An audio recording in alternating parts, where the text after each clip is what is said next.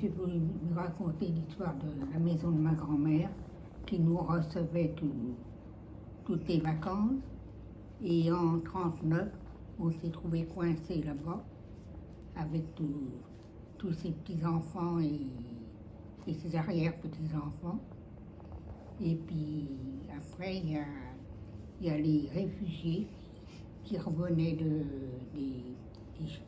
des batailles et qui étaient réfugiés tout autour du château.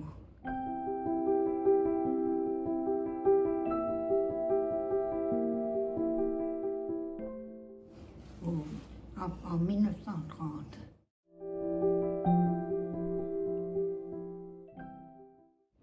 Se trouve à Chécy, dans le Loiret. C'est un petit château, il y avait un fossé tout autour et il y avait même un petit pont-levis derrière. Le fossé tout autour, c'est ce qu'on appelle les douves. Ah oui, c'est ça? Absolument. Oh ben là, il y avait au moins 3 étages, il y avait pas mal de chambres.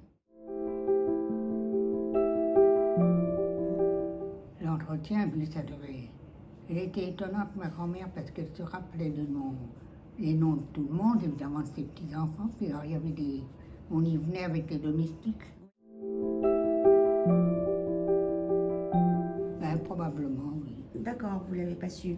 Ben, j'avais 9 ans à l'époque, j'étais pas très vieille.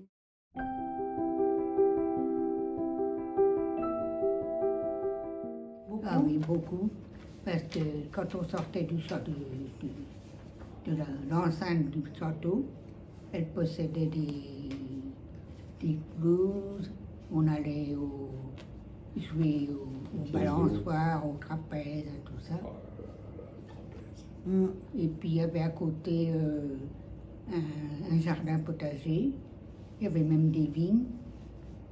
Et ce qui était intéressant qu'on allait voir dans les hangars, c'était les vieilles voitures, les premières voitures. Une fois qu'on avait vidangé, on allait voir écraser le raisin, mais à l'époque, ça s'écrasait au pied. Et la maison, aujourd'hui, elle existe encore ou Ben, elle a été vendue parce que ma grand-mère, quand elle y est allée, tout ce qui était dans le château était dans les fossés.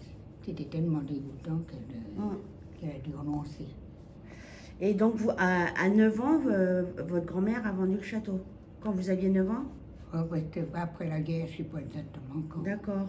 Et il s'appelle comment, du coup, ce château? Il doit bien Le Cros. Le Cros? Oui. Je regarderai sur Internet s'il existe encore. Ah ben, je l'ai vu il n'y a pas longtemps parce qu'il était en vente plusieurs fois.